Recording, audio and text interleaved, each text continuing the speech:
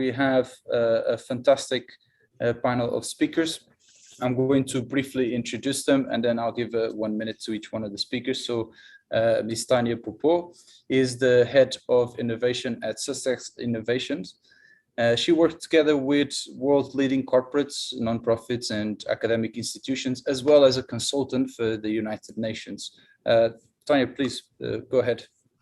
Thank you. Hi, everyone. Great to meet you. So, as Tiago said, I was a former consultant. I supported the design of the innovation strategy up at UN headquarters and scaled this across Asia and Europe. I've also worked with a wide range of corporates and academic institutions, really on using innovation to drive sustainability. So using innovation to drive environmental and social impact.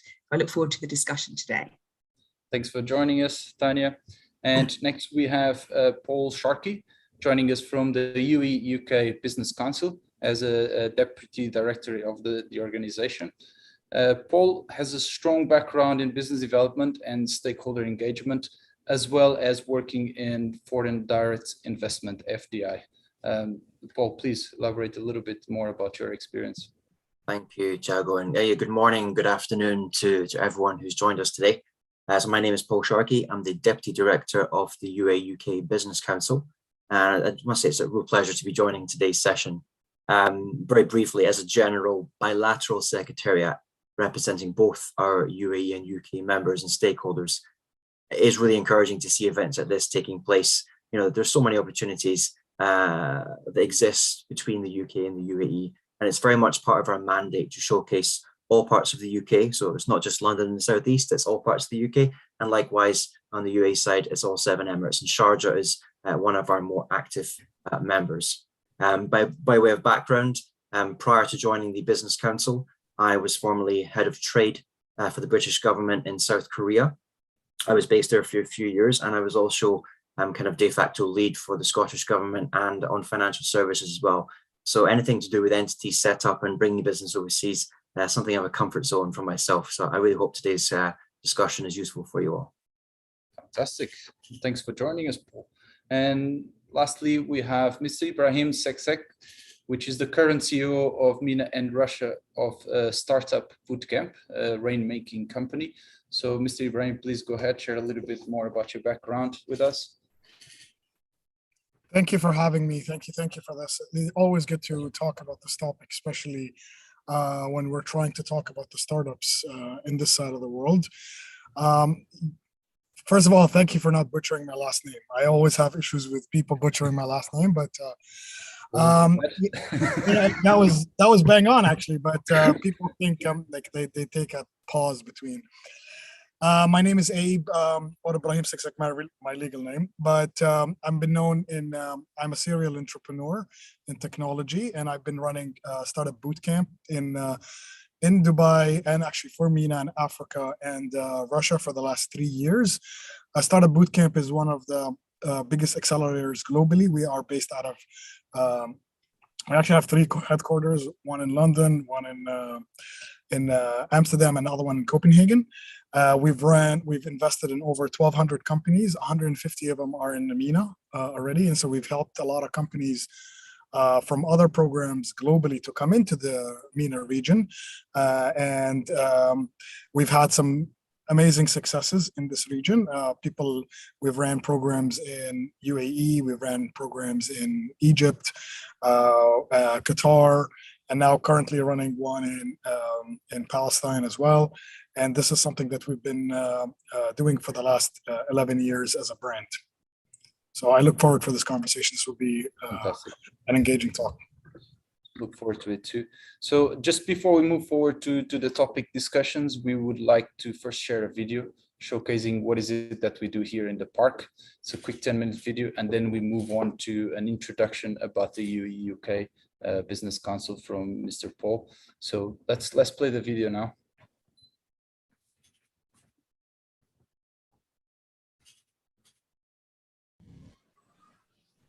This video is brought to you by SRTI Park Studio, a whole new visual experience to promote your business. Hello, everyone. Welcome to the Sharjah Research and Technology and Innovation Park presentation, your regional gateway for innovation and business growth.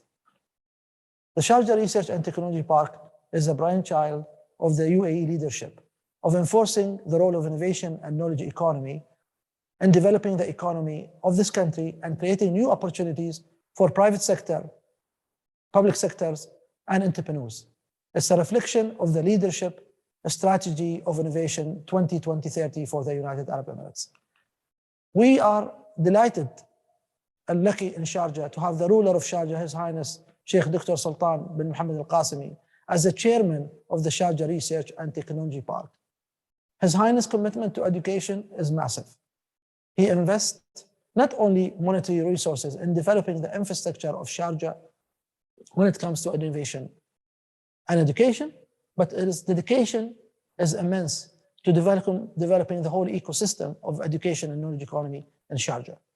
We at the Sharjah Research and Technology Park focus on 4 main objectives. The first objective is to develop an innovation ecosystem, not only based on the infrastructure of building and the street, but also the mindset of people. We also aim at developing next generation scientists, entrepreneurs, and leaders that can support our drive toward innovation.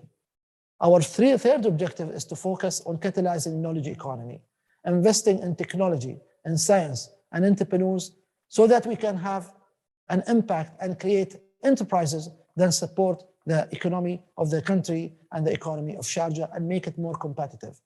And last, our fourth objective is really to invest in the future. We at the Sharjah Research and Technology Park, we identify companies and we vet them and we invest in these companies and we scale them up. Our objective is to create enterprises that will create economic, sustainable business. We at the Sharjah Research and Technology Park focus on 6 main subjects. The first one is water technology. The second one, production design and architecture. A third one is mobility, logistics, and smart cities. Fourth one is healthcare and digitization. And fifth one is renewable energy. And last but not least, environmental technology and circular economy. These are the 6 areas we focus on. And these are the 6 areas that we believe our colleges, our private sector have a competitive edge to grow and develop. We believe in triple helix. We work with government, private sector, academia, and non-for-profit organization to develop this, our ecosystem of innovation. We have launched research activities with universities, and we're trying to commercialize this research. We also engage with government and implementing best practices when it comes to artificial intelligence, blockchains. We launch sandbox with ministries, and we work with businesses as well in developing and commercializing technologies that will make them more sustained and more competitive going forward. We pride ourselves at the Sharjah Research and Technology Park to be able to attract some of the leading technologies into our park, whether we're talking about 3D construction or additive manufacturing or agriculture technologies or photovoltaic R&D centers or transport and mobility technologies or mixed realities. We pride ourselves to be part of a 47,000 students ecosystem at 22 universities and education institutions and more than 2,000 PhD holders, all in the same place within the vicinity of the technology park. Since its inception, the Sharjah Research and Technology Park managed to attract global players, regional players, and local players. We pride ourselves to work with international companies like GE, like Intel and Nokia, for example. We work with GE on additive manufacturing. We work with Intel on solution related to educations and reskilling. And we work with Nokia, for example, on IoT labs and other things. We also have regional companies leading in additive manufacturing like Amensa. We have also mobile fueling companies like Kafu. And also we have companies in health like Nipta. We also have local startups that are thriving and really defining the way forward. Since an inception at SRTIP, we believed to have a global vision and regional mission. We believe in partnership, sustainable partnership.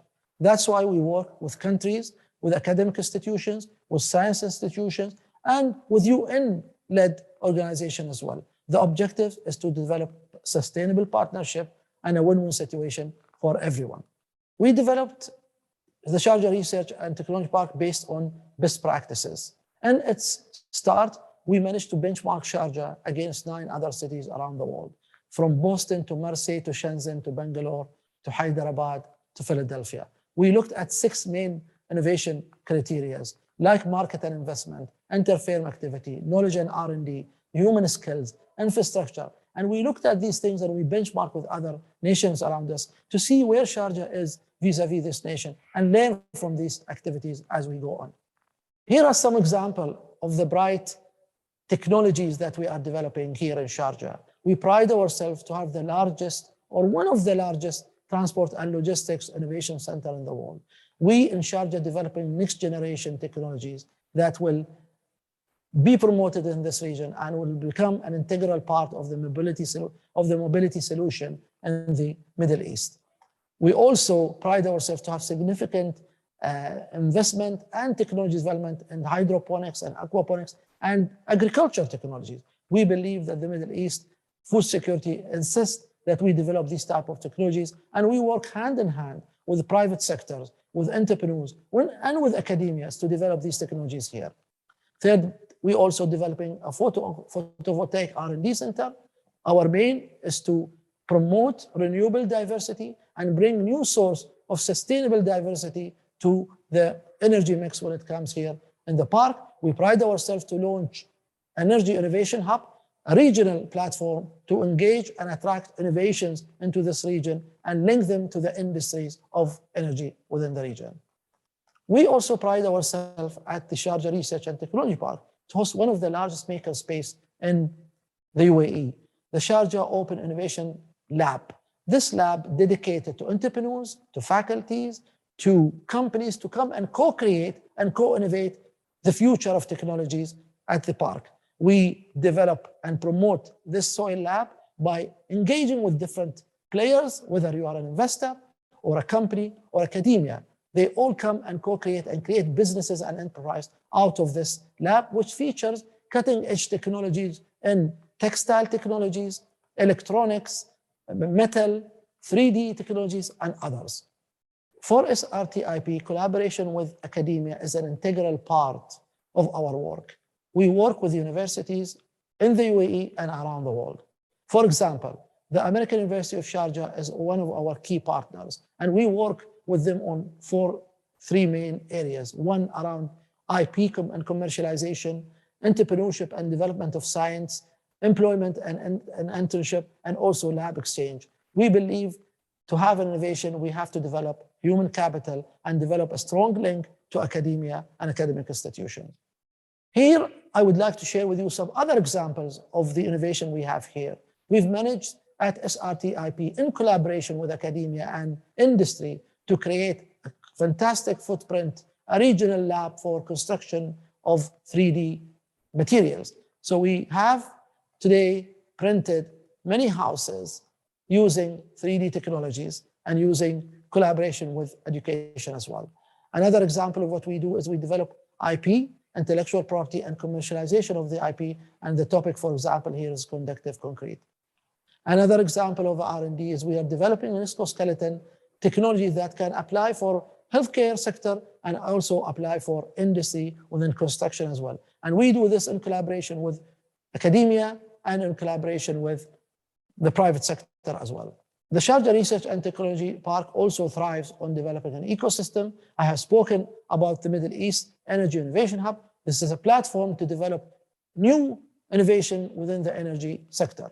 To be able to conduct our work at SRTIP, we have developed a comprehensive ecosystem that includes events and themes like the Women in Technology, promoting circular economy, and launching various accelerators. Our flagship accelerator is the Sharjah Advanced Industry Accelerator. We pride ourselves to be a home for the Middle East North Africa Innovation Technology Transfer Summit. We would like to position Sharjah as a platform for technology innovation and technology transfer in the whole Middle East. And we work with scientists, with science institutions, academia, private sector to be able to do this. In addition to that, we run a series of events at the Sharjah Research and Technology Park.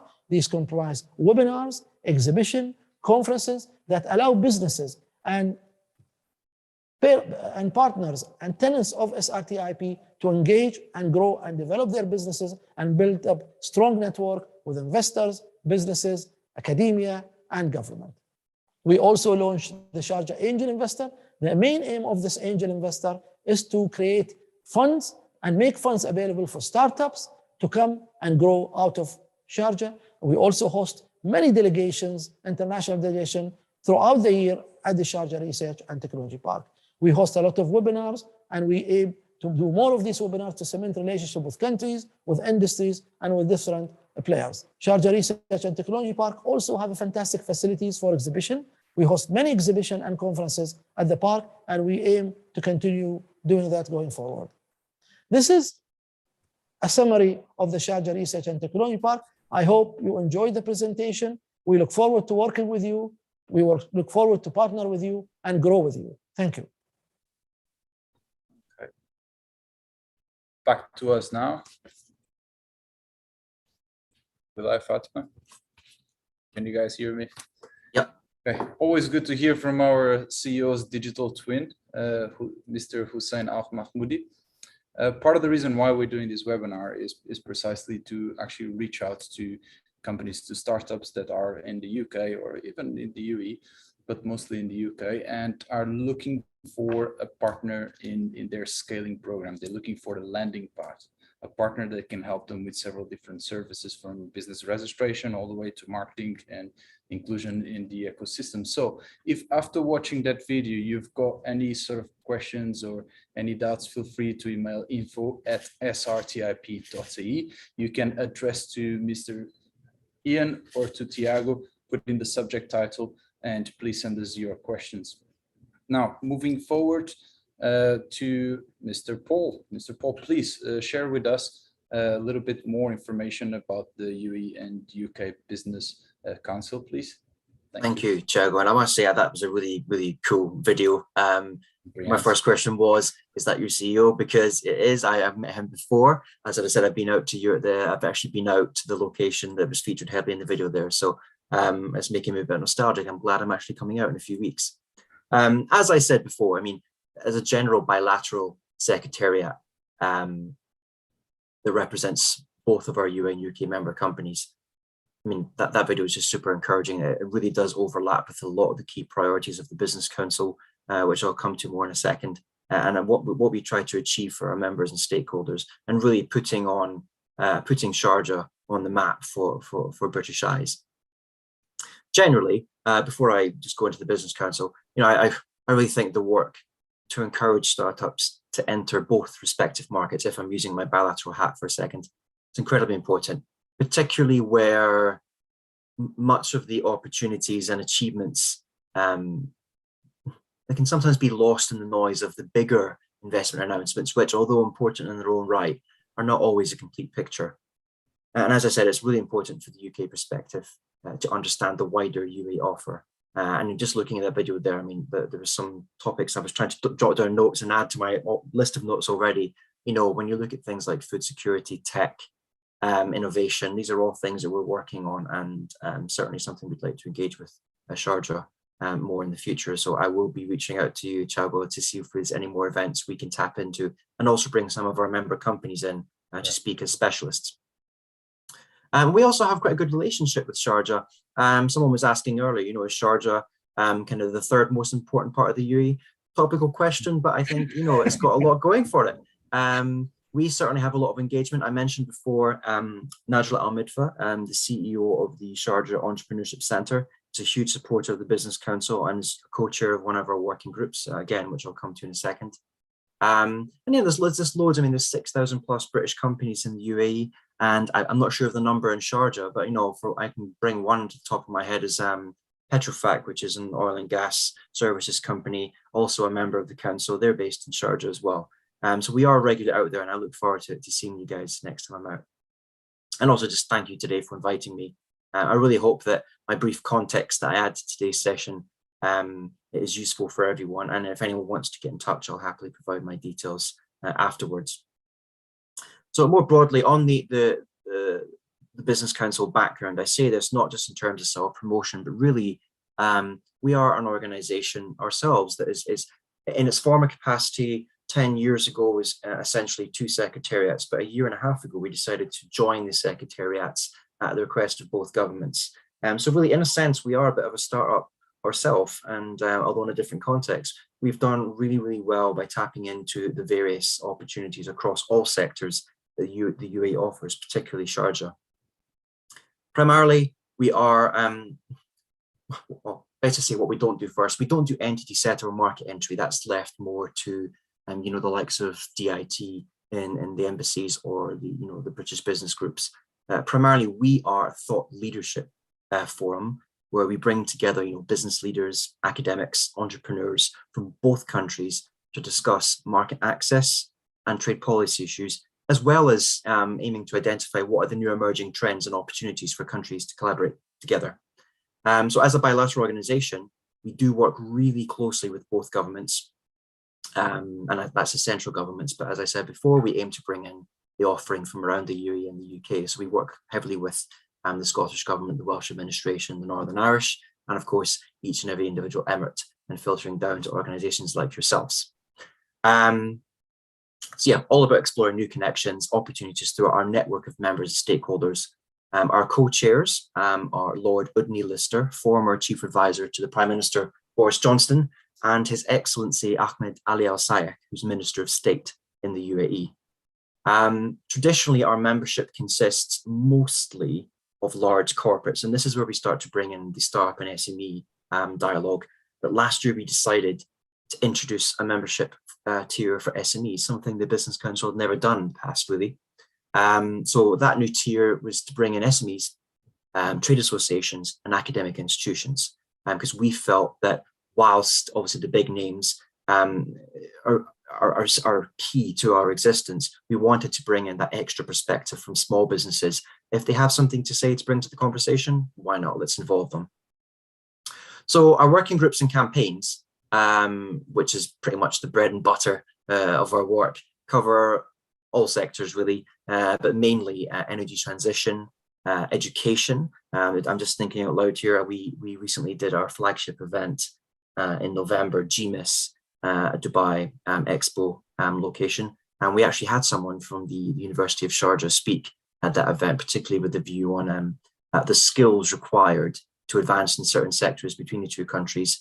How does the education sector need to adapt to those changes in both economies, particularly as the UAE is diversifying its economy.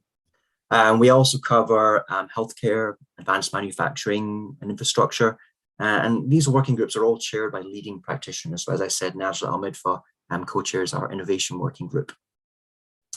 Over the year ahead, these will continue to be our areas of prioritization, pretty much as we further align with the areas of focus set out in both the Partnership for the Future agreement signed by the UK and UAE governments last September, and the Sovereign Investment Partnership that took place as well. I mean, decarbonisation, energy transition, the road to COP28, which the UAE is hosting, obviously, in the future, will underpin much of our work. And this allows us, you know, through our working groups, which now includes, you know, practitioners from SMEs and startups, as well as the big names, to cover cross-cutting themes, you know. So off the top of my head, we want to bring in things like ESG, skills, financial services, AI, tech. These are all incredibly important to us. So that's a brief introduction about the Business Council. Fantastic. I actually think you've addressed some of our questions that we had. Productive. Okay. Maybe on the next one could be more of a way for us to simplify the process in a sense. So for example, if a company that is based in the UK, a startup based in the UK, how can your platform support them in the transition to the UAE market, and more specifically Sharjah? More specifically, Sharjah RTI Park. Yeah, absolutely. I mean, you know, startups, you know, the recognition that startups and SMEs in many respects are the backbone of economies, or the backbone that other countries will want to strengthen.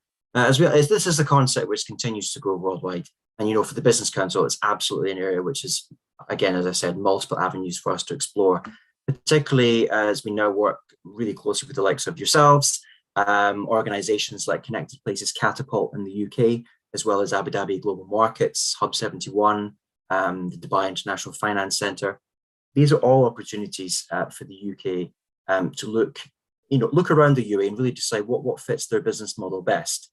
And I do think that with the right connections, the UAE is making it, and particularly as your video just evidenced, Sharjah is making it easy for UK companies to take advantage of the business environment. You know, with the right connections, whether it's with the embassies or with ourselves or with the British business groups, just the right connections can, you know, an introduction to your park, a visit. I've said I've been to the location, really puts it into context, the opportunities that lie there for British startups looking for somewhere to either expand their business just in terms of, okay, we're going to go overseas now, or they're looking at the UAE as a regional hub as well, which the UAE certainly is. And all of our working groups are really focused on highlighting these opportunities for startups. And whilst we've done a lot in the past year, I think we've got a lot more to do as well. And just for context, there are 6 working groups cover, and again, this is overlapping with some of the themes from your video there, energy, healthcare, decarbonisation of infrastructure, advanced manufacturing, education and innovation. But with regards to the latter, which is that the full title is Innovation, Future Tech and Fourth Industrial Revolution. As I said, Najla Al-Midfa, CEO of the Sharjah Entrepreneurship Centre, and Kevin Cunnington, the UK's former digital envoy. They are the co-chairs of this working group, and they've actually grown it over the past year to 27 members. And again, as I said, it used to be the larger names, but we've brought in, we've got 27 members now, actually. We've brought in the startups, we've brought in some of the SMEs. Some of them are members of the Business Council, and that means paying members, they pay my salary. But other ones, we bring these practitioners in from across a variety of sectors, really just to add a lot of perspective and much needed depth to the conversations we already had going on. But to give you a few examples, I mean, last year we did one day of really well received panel discussions at the AI Everything Summit in Dubai, a food waste webinar featuring both UK and UAE experts. And we're also running a campaign to make finance easier for fintech startups. And this is the kind of stuff we really want to involve Sharjah in as well. And in terms of, I suppose, addressing your question more specifically, you know, as I said, in our former capacity, the Business Council was just large corporates. But I think now we've got shy of 50 members, paying members, but we've got 2-3 times that amount if you add in all the practitioners we bring into our working groups and ongoing dialogues. So that really helps us bring in the SME startup offer. And I think for 2022, 23 onwards, the focus will very much be on the aforementioned campaigns, but also we really want to bring in topics like AI ethics and standards and the role of, you know, for example, fintechs and encouraging inclusive microbanking products for the unbanked, which the UAE definitely has a market for that as well. And also new campaigns centered around agri-tech, space and data. These are all in the pipeline for us because the UAE is really punching above its weight, and Sharjah is definitely up there in that story. And, you know, we're adding to that by further embedding our offer as a membership platform to have interactions with yourself, connected places. And we also want to really map out more of the organizations that facilitate startups going overseas. So I'll be in touch with other panel members after this discussion. Fantastic. Paul, I understand you're tight on schedule. You've got 3 other events to get into. So I'm going to leave you with one last question. And it's not really a question, but a lot of times we can learn from real life examples. Mm-hmm. And I was wondering if you have either a success or a failure story to share with us. And if they succeeded or failed, why? Why was that? Because this is vital information for us. Good question. Have we failed? I'm not going to say that directly, but I think there's always things. Yeah, I know. There's always things you could learn from your experience. And as I said, we are an organization that's, you know, in terms of our new format, we're not even 2 years old.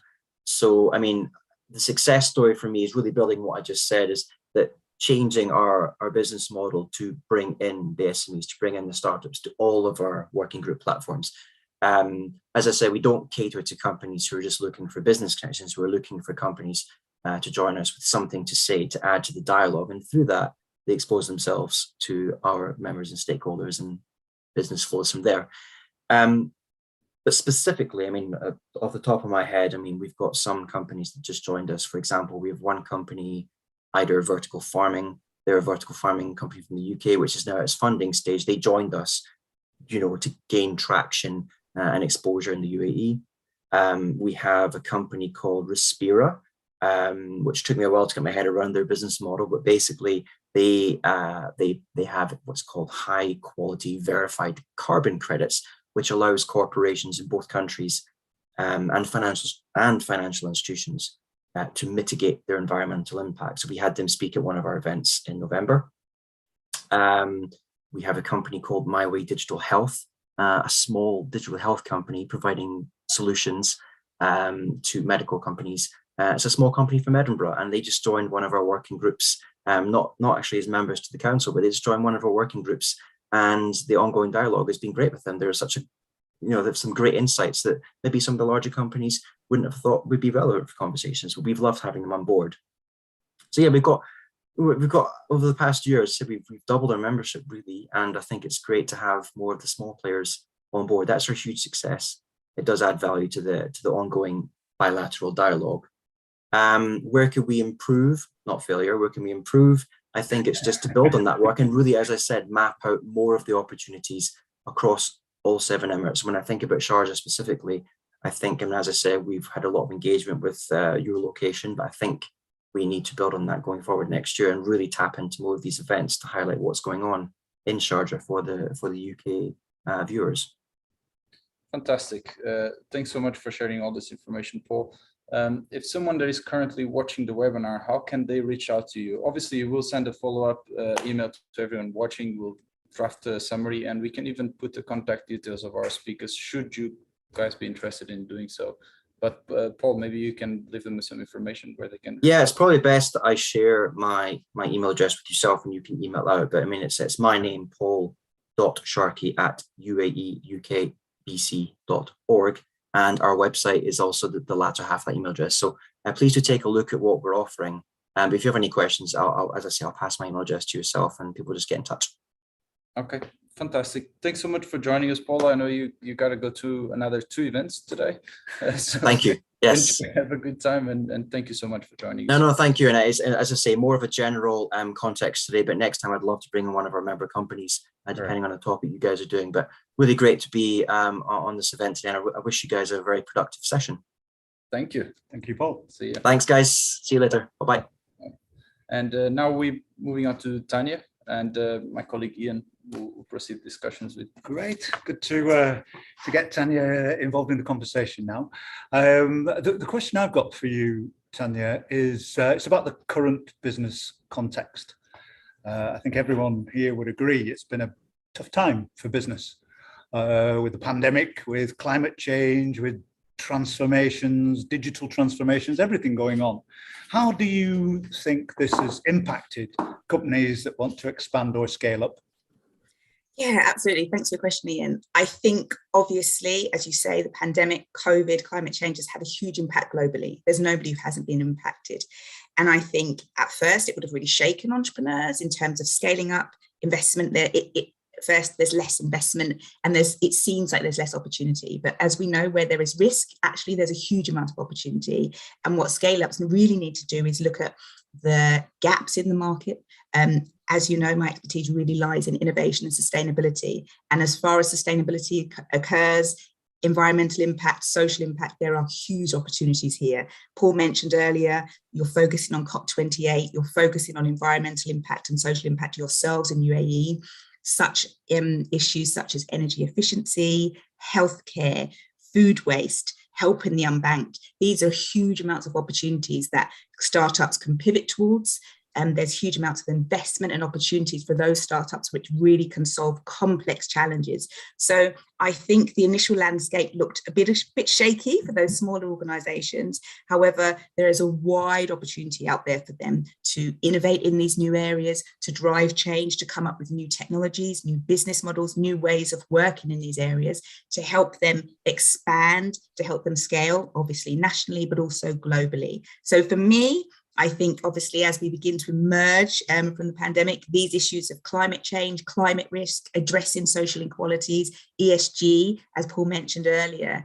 If I was a startup, I'd be thinking right now, yes, it's been challenging, but how can I solve some of these complex issues? How can I build partnerships, as your own CEO says? How can I build partnerships in these areas, maybe with corporate companies, maybe with research parts such as yourself, to really design new innovations, drive change and drive revenue as well? Because of course, as a startup, revenue is very important for them.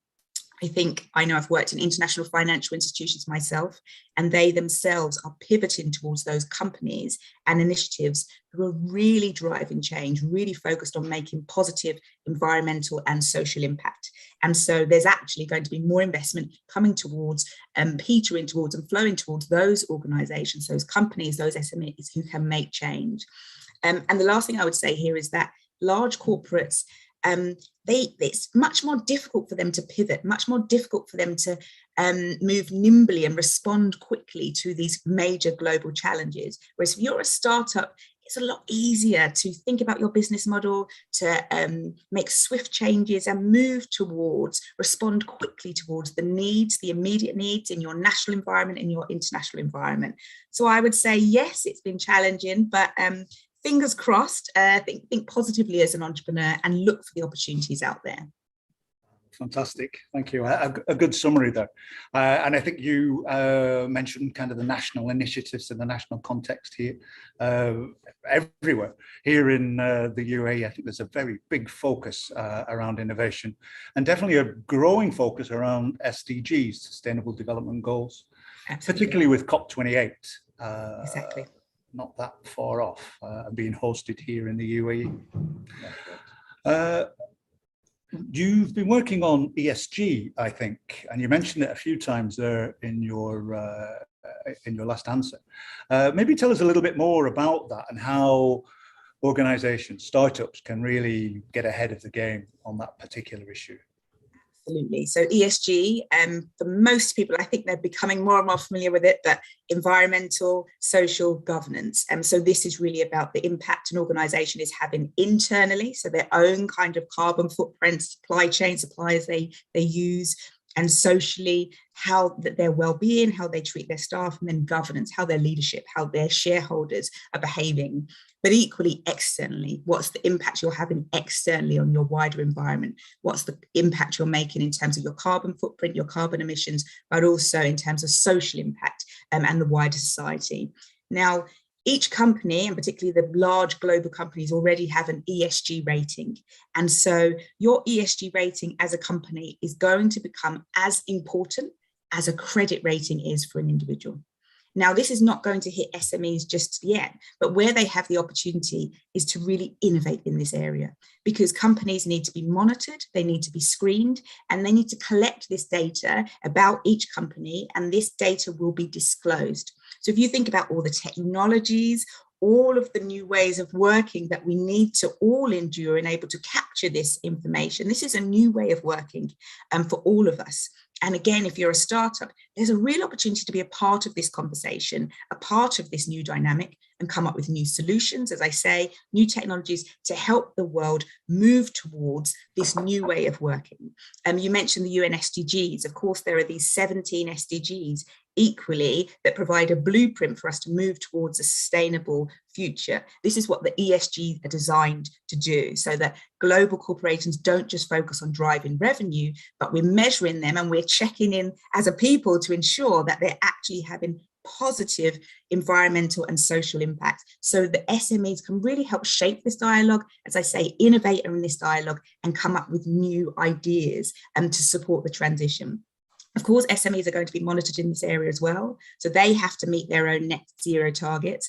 And there is going to be support. I mean, you would have seen recently HSBC released a fund, a climate change fund, to help SMEs reach their net zero target. So there's just a huge amount of dialogue. Obviously, as you say, COP28 is not far off. And it's really important, you know, that entrepreneurs, and particularly entrepreneurs in the UAE region, are a part of this dialogue, because this is about a global transition. So it's not just about large corporates and what they do. It's about the SMEs, it's about the entrepreneurs, and we as a people, how we all work together to ensure we move towards a society, a business kind of ecosystem where the businesses, both large and small, are making huge amounts of positive and environmental and social impact. Excellent. Thank you for your answer there. It's fascinated me, actually. I heard the term ESG probably only about 2 years ago. Yeah. About that. Now it's nearly every day someone Absolutely. is talking about it or having a conversation about how they could get involved in it. So thanks Absolutely. very much for your help there. Do you have maybe a success story you could share with us about something that's happening in your area at the moment? Yeah, so I would say, so as you know, I worked within the United Nations and supported the design of their innovation strategy and was really working to develop new innovations to drive environmental and social impact. I know, you're very keen on partnerships. I think you'll like this example. So I worked with UN China, and they wanted to build a partnership with Baidu, who is, of course, the equivalent of Google in China. And they developed an app which was based on electronic waste. Of course, the population size in China is so great that electronic waste is a huge issue. And so what their app allowed the individual to do is to post their electronic waste and to connect them with a local disposable unit who would come and collect the electronic waste and dispose of it safely. Simple idea, as you say, entrepreneurs, SME, it doesn't need to be complex. And obviously simple ideas tend to have the best impact. This app went on to scale across 22 cities in China, and I believe now is scaling to the UAE. I think it's had quite a lot of success in the UAE. So Tiago, you asked, what's the success story? What was it made it successful? And I have to go back to agree with your CEO, it was the partnership.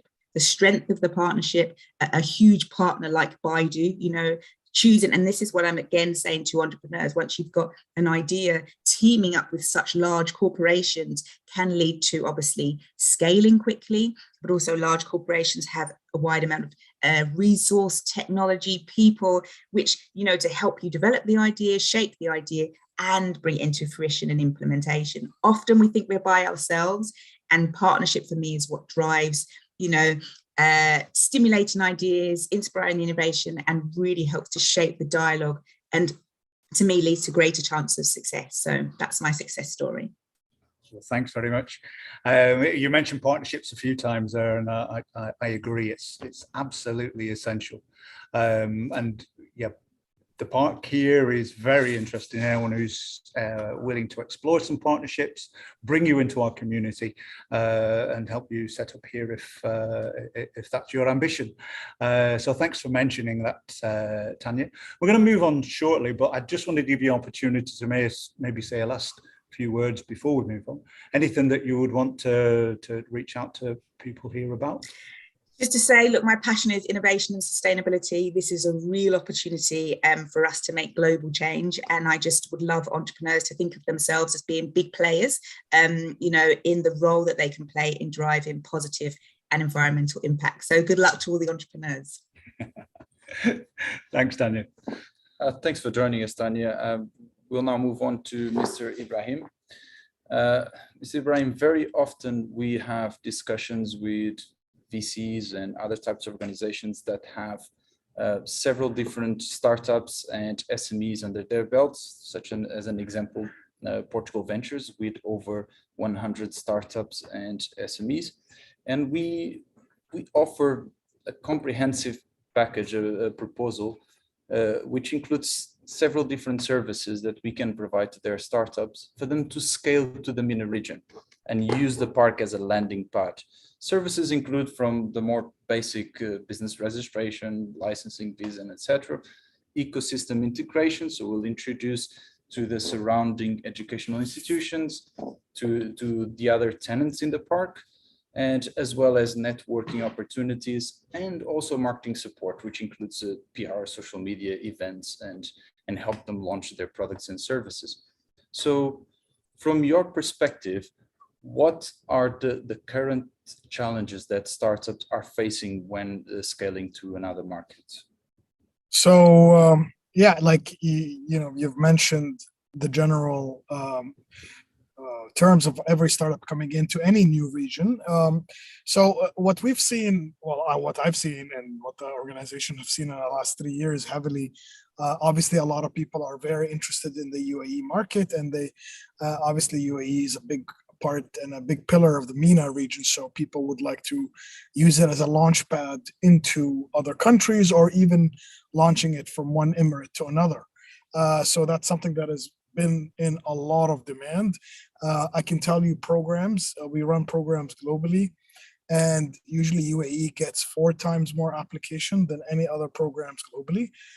So I think our last program got almost 1,500 applications, while we usually get around 350 to 400 in any city. We're talking from New York to Miami to London. So there is a lot of there is a lot of conversations about coming here and expanding into the UAE. In saying that, the major pain that I see everybody go through is the localization aspect. People expect that they can just walk in with their product and people will just say, because it's been labeled as successful in one other market, that it's going to work here. People don't understand as well, MENA is not one market, it's like 25 essentially, with different markets. Everybody has, even us in the UAE, there's Northern Emirates and then there's Abu Dhabi or Dubai, so there's a lot of localization aspect, and I saw a lot of companies struggle. I'll give you an example, and I don't want to mention names, but there was a company, I think it's from the UK, it's a fintech, that came in and thought that they're gonna just do what they do outside of the UAE, and obviously that didn't work. So they had to go back to the drawing board.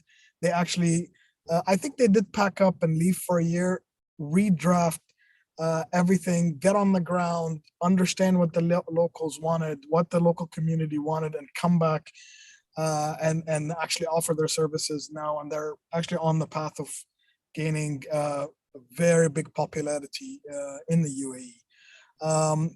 Another thing people and a lot of startups don't actually look into is the regulation aspect. A lot of the regulation aspects, people assume that because they're regulated in one country, they're going to get regulated here, and that's a very dangerous assumption, because there is different rules, and like even comparing to our neighboring countries, even comparing to different emirates, sometimes you see a company registered in Sharjah or registered in DIFC or ADGM, they might have different rules and stuff like that. So regulation plays a monster role in getting the product localized and getting to speak the local language. And I don't mean an actual language, but what they need, right? So regulation is a big part of that. And obviously, the regulators globally are playing a catch up, because technology and innovation is moving so fast that,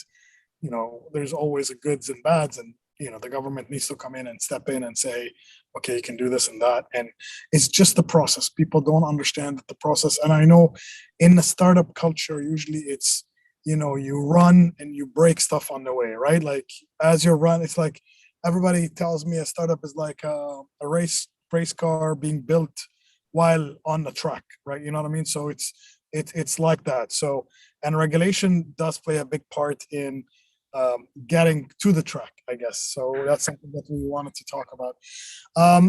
The last thing is what people don't understand is usually investors and ecosystem partners are geo-focused. So you won't find an investor, now it's becoming a bit more common, but it's very rare to find an investor from the UK to come and invest in a local startup here, and vice versa. Because usually investors want to keep their eye on their businesses that they invest in, so they want to keep them really close to where they are. Like they will do maybe cross-border, but they won't do that big of a cross. So that's one part of the ecosystem for the startup. So people assume that they come into Dubai, and just because they're, as I said, successful somewhere, that people will write up, they will open up their checkbooks and start writing them, and that's definitely not. And a lot of the startups, I see them struggle like with understanding the ecosystem culture here as well. An investment round, I've had a startup in the US, and I've had a startup here as well. Investment round in the US might be much faster to raise money, just because again, that ecosystem is much more mature. They've started this scene 10, 12 years before us, and we're growing very nicely. with us getting a couple of unicorns last year, while US is at, I think, a couple of hundred. So there is a difference in massive size of that as well. So the ecosystem plays a big part. One major thing is also both mentorship and talent. That there is talent flowing into the UAE, a lot of great talent flowing into UAE, but there's also, along the way, there needs mentors who've been on the ground in this region to tell people what to do and how to go about approaching certain things. We've had companies, even if you take companies like TransferWise or Deliveroo, they had to come in here and they had to really build the app from the ground up just to satisfy the local audience. You know what I mean? Because people do act differently in different countries, so they had to understand what are these localization aspects that need to happen. So those are the four major pillars that usually we see on a daily basis. The last thing is like a business development one.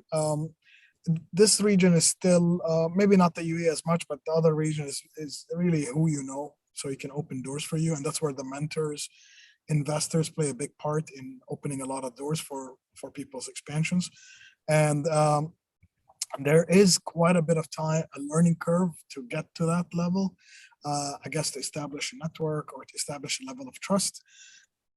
And that's something I see companies struggle with. And some things that we saw a lot, because our first program in UAE was a smart city program. So we actually invested in 40 companies that the smart city, smart logistics, smart and sustainability and blockchain and government based businesses. And a lot of the companies did struggle because we're not known for manufacturing in this region. And so there was a logistical issues in getting some of the these products to be on the ground and to scale really quickly, because they had to be shipped from somewhere. So and once the value chain and actual was addressed, companies did go on a very smooth path. But to get to that learning curve, we really struggled with some of our startups and some of our investments.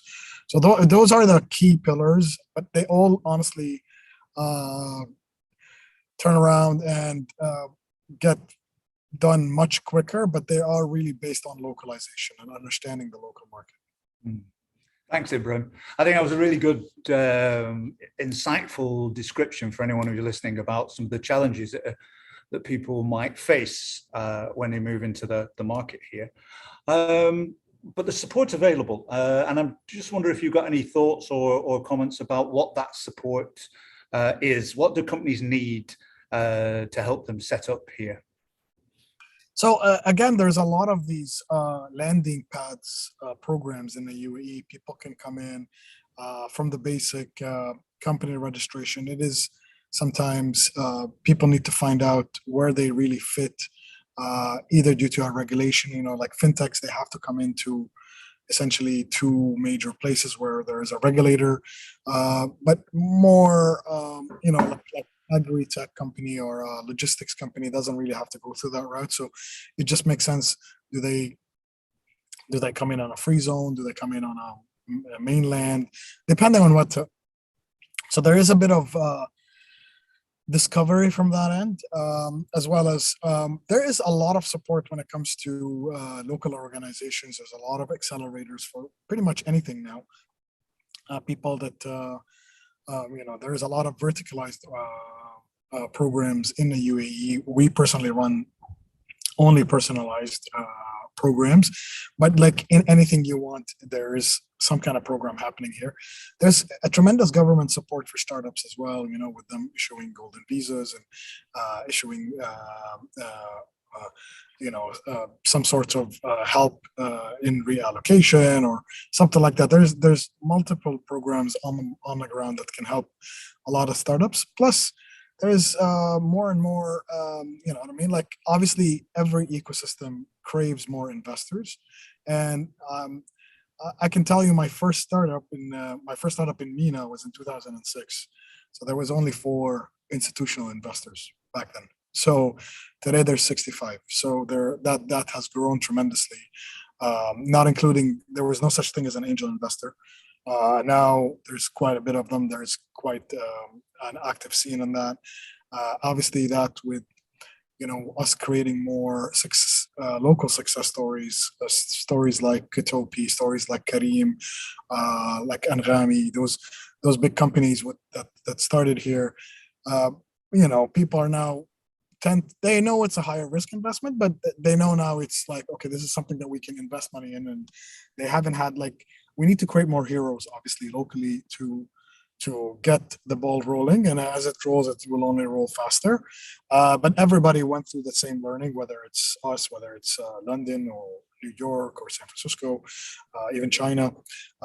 But we're playing catch up, and I think we're almost there. In a lot of the scenes, we're seeing almost investments on a daily basis, and the numbers are getting bigger and bigger, which means we're getting somewhere. We're actually competing, and there's a lot of companies who are actually moving into this region who are raising money from here because they came in, hired a local team, understood the problem quickly, and then literally deployed and ran stuff in parallel. And we're seeing a lot of that, especially when it comes to the financial institutions and financial technology companies. Okay, fantastic. Thanks for sharing this. We have 2 questions on the Q&A. We will attempt to answer those because some of them are slightly outside the topic. And but before we get to that, again, I'm going to ask for a success or a failure story, and it would be interesting to know of a startup that designed an expansion strategy and what was so great about the expansion strategy that allowed them to succeed. It doesn't matter which market they went to, but it would be nice to know if you know of such story. So right now, again, there was, as I said, I really liked what happened with TransferWise. They came in, they were very bullish on, and I know their GM, and I don't want him to shoot me when he says, but no, they came in with the same playbook that they had everywhere, and they really struggled. So they literally came back and went back to the drawing board, and now they're doing fantastically well after they went to the regulators and stuff like that and understood that's a local success. Same thing with also Deliveroo. Deliveroo came in. They were, they built the app that was offered globally. It wasn't doing very well. Their local competition was very local, homegrown. So they had to really go out to the market and listen to the people, what they wanted to do, and then came back much stronger and better and gaining market share as we speak. So these are 2 international into the UAE that did really, really well here. So, and they spoke the local language very well. Okay, fantastic. Thank you. And let's move on to the Q&A. We're going to have a crack at answering those questions. Question number 1 from Dr. Bashar Al-Essawi from Baghdad, Iraq. What are your expectations for developing companies' business prospects for the next 5 years? And what are the most anticipated sectors of work? So from our side, I think we're going to be pretty much very upfront. We are receiving an overwhelming amount of registrations coming from all over the world. This year has been absolutely fantastic due to Expo, especially a lot of startups coming from Europe, which has been really rewarding. There's about 3 main areas where we're focusing on, and one of them being smart manufacturing. For obvious reasons, we have Soy Lab, which is one of the largest laboratories in smart manufacturing and additive manufacturing. So we print in metal, plastic, concrete, everything here in the park. So we're receiving a lot of interest coming from that side. Another area of interest is hydrogen. Again, we have a huge hydrogen R&D facility that we worked collectively with the American University of Sharjah as well. So that's been really interesting. And we are about to set up a water R&D center as well. So water tech, for obvious reasons in this part of the world, water research is really vital. I don't know if anyone from your side has anything else to add related to this question? Yeah, I mean, just quickly to add, of course, hydrogen, energy efficiency, all of those, you know what I'm going to say, all of those areas really around sustainability. So fintechs, I think Paul mentioned that earlier, unbanked, really relevant for UAE. I mean, the fact that you are about to host COP, or, in 28, I mean, I can obviously speak for what happened in the UK. It raised the profile of all of the technologies, waste, circular economy, all of the businesses that are really focused on this area. I can imagine the same thing will happen in the UAE, but also globally. So all of the sectors really driving change and focus on sustainability are going to be really, really high up on the agenda in the next 5 years. Fantastic. Thank you, Dr. Bashar, for sharing your contact details. We'll reach out to you for sure. Question number 2, in your opinion, is it expected that there will be an immediate impact on business with the emergence of digital currencies? So I'm unsure if we're talking about digital currencies specifically or cryptocurrencies, because there's a lot of noise happening in those two fields, but they are separate fields. However, we understand that there's a lot of CBDC, central bank digital currencies, being set up across the world. So far, we have not seen any sort of immediate impact on the businesses that we work with. But as far as we know about the UAE government, if there is some adoption of digital currencies, we'll probably be amongst the first countries in the world to adopt the same. Dubai just announced going completely paperless. So I suspect that that impact will be seen very, very briefly in businesses in this part of the world.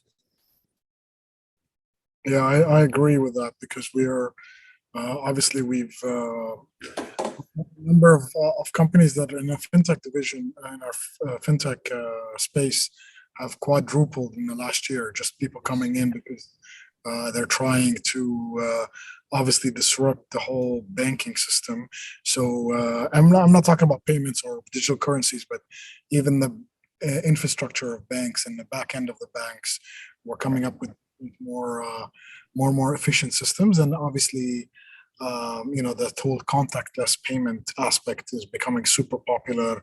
I know there was COVID that really accelerated that as well. So there is quite a lot of startups in that space as well. Yeah, for sure. I didn't give you a last word, Mr. Ibrahim. How can people reach out to you? Do you want to say add something else to the webinar? Well, what's it called? We're always, we would love to work with a lot of the startups. I personally sit with at least 5 startups a week. They reach out to me and they send me their pitch decks. I've been only seeing really a lot of fintechs and logistics and transport companies, because they're very interesting. And they see Dubai as a big logistical hub anyway, so that it makes for them. We have been getting a lot of decarb startups as well. The decarbonization is something that is very important, and I think it's on every map here. They can reach out to me. I can share my details, but we also have an email called dubai@startupbootcamp.org. A lot of people reach out through that, my team, because I have a team of 5 that is a very busy email. But I'm more than happy if anybody wants, you can connect me. You have my email. I'll connect directly with them and we can speak. We are currently working with multiple academic universities. And we're working with AUS directly. We're working with RIT. We're working with NYU. So there's a lot of conversations we're having with them about even students coming in, experiencing a startup culture, or even as far as vetting ideas and stuff like that. Thank you so much for sharing this, Mr. Ibrahim, for joining us.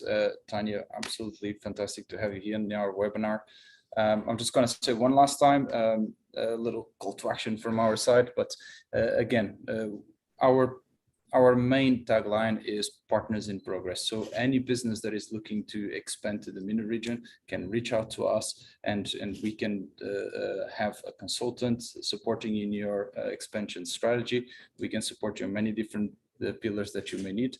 So please feel free to reach out to us on info@srtip.ie. You can write on the subject line either to Tiago or to Mr. Ian, and we'll get back to you.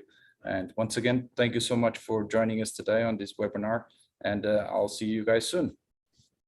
Take care. Thanks, Bye-bye. everyone. Bye-bye.